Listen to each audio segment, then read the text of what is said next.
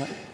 À l'heure des plateaux de petit déjeuner, service de rhumatologie, 8e étage du CHU, Alain vient de prendre son service. Salut les filles. Salut Alain. Comme chaque jour, il commence par récupérer les demandes d'examen. Dans le jargon, on appelle ça les bons. C'est le médecin qui demande une radio, une IRM ou un scanner.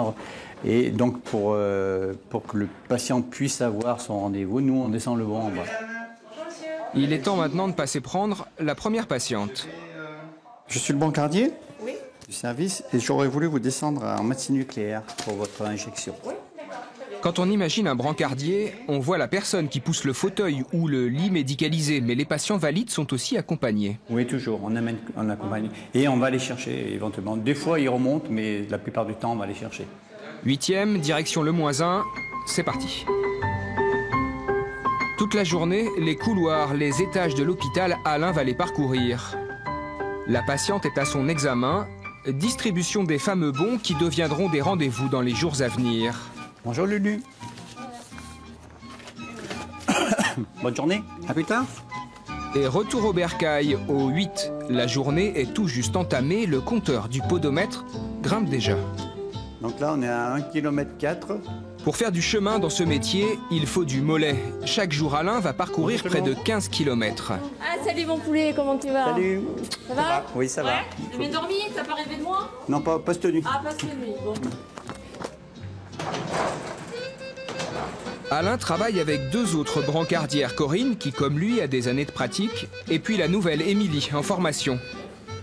Toute la journée, ils se coordonnent pour la bonne marche des 3 services dont ils ont la charge. Le 8, la rhumato, le 6, la dermato, et le 4, les consultations de dermato. Oui. Oui, je les ai remontés, je les ai mis sur le bureau.